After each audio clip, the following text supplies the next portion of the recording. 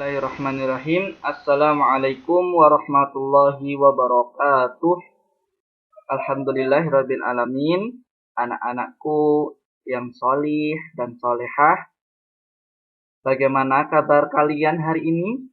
Pak Guru harap semuanya dalam keadaan sehat ya, dan selalu dalam lindungan Allah Subhanahu wa Ta'ala. Anak-anakku yang soleh dan solehah, pada pembelajaran fikih hari ini kita masih pada bab yang sama pada di minggu kemarin, yaitu salat bagi orang yang sakit. Pada minggu yang lalu kita sudah membahas bersama dan belajar bersama tentang bagaimana cara sholat orang yang sakit dengan duduk. Nah, untuk kesempatan kali ini Pak Guru akan melanjutkan materi, yaitu ini, sholat dengan cara berbaring bagi orang yang sakit. Anakku tentunya sudah siap ya, silahkan sembari dibuka buku paketnya masing-masing. Nah, perlu anak ketahui bahwasanya orang yang sakit dan tidak mampu untuk berdiri dan duduk, itu Allah memberikan keringanan untuk dia yang sakit itu bisa sholat dengan cara berbaring. Nah, jadi sholat dengan cara berbaring ini adalah merupakan keringanan yang diberikan Allah kepada kita ya, ketika kita tidak bisa berdiri dan duduk. Nah, seperti itu anak-anak. Kita lanjutkan bagaimana toh tata caranya kita sholat dengan berbaring itu. Kita lanjutkan. Nah, yang pertama, dua kaki diarahkan ke kiblat. Nah, jadi ketika kita berbaring atau tiduran di kasur, ketika mau sholat itu kaki kita diusahakan menghadap ke kiblat, ya. Jadi diarahkan ke kiblat. Kemudian kepala itu ditinggikan. Maksudnya apa? Kepala kita itu dilandasi dengan bantal ya, agar bisa lebih tinggi, dan usahakan muka kita itu diarahkan ke kiblat juga. Kemudian setelah menghadap kiblat, kaki dan muka kita, kemudian kita berniat untuk sholat, kemudian takbiratul ihram, dan seperti biasanya dengan mengangkat kedua tangan ya, dan membaca doa iftitah, Al-Fatihah, dan surat-surat pendek. Nah, yang kedua adalah bersedekap. Oh ya, Pak Guru salah ya tadi. Jadi yang pertama tadi menghadap kiblat, kemudian bersedekap.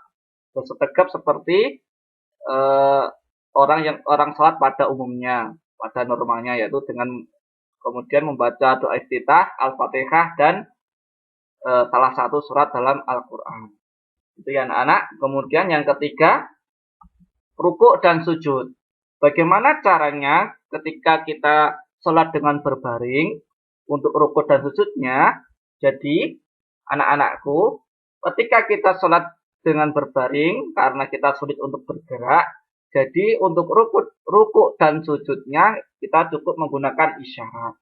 Boleh dengan Allahu Akbar, kemudian kita membaca doa rukuk dan sujudnya itu. Boleh juga dengan kedipan mata. Seperti itu ya anak-anak. Kemudian yang keempat, tahiyat awal dan akhir. Bagaimana kita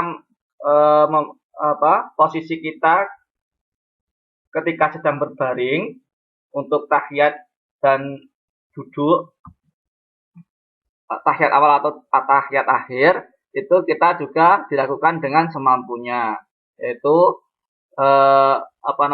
dengan berbaring seperti biasa, kemudian dengan ketentuan kedua tangan kita itu tidak bersedekap, jadi berada di samping badan kita. Jadi dilakukan semampu kita. Ya, yang penting kita membaca doa-doa tahiyat awal atau tahiyat akhir tersebut. Kemudian yang terakhir yaitu salam. Ya, bagaimana cara salam ketika kita sholat dengan berbaring?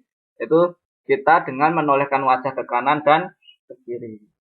Ya, anakku, itu tadi tata cara sholat dengan berbaring. Kalau anak-anakku belum paham, bisa ditanyakan lagi ya kepada bapak ibu guru atau ustadzah di rumah atau bapak ibu di rumah. Sedikit Pak Guru berikan ringkasan di sini tentang bab ini, yaitu bahwasanya orang yang sakit itu orang yang sakit yang tidak dapat melakukan sholat dengan berdiri itu boleh sholat dengan duduk. Kemudian apabila tidak mampu dengan duduk, sholat juga boleh dengan cara berbaring. Nah, seperti itu ya anak-anak. Ketika kita tidak bisa berdiri, duduk, dan berbaring, maka kita tetap harus sholat, yaitu dengan cara apa? Dengan cara mengedipkan mata. Jadi anak-anakku, sholat itu ibadah yang sangat penting ya. Walaupun kita sakit separah apapun, selama akal kita masih sehat, ya, masih sadar, kita diwajibkan untuk sholat. Ya anak-anakku. Nah, ini ada catatan lagi bahwasanya bacaan sholat ketika kita dengan duduk atau berbaring atau dengan isyarat itu sama ketika kita sholat seperti biasa ya. Jadi bacaannya tidak berubah. Seperti itu anak-anak. Terima kasih sudah memperhatikan dan mendengarkan. Semoga anak-anakku bisa paham ya. Dan kelak bisa mengajarkan ketika salah satu saudara kita atau kita sendiri sedang sakit. Ya, seperti itu ya anak-anak. Pak Guru akhiri. Wassalamualaikum warahmatullahi wabarakatuh.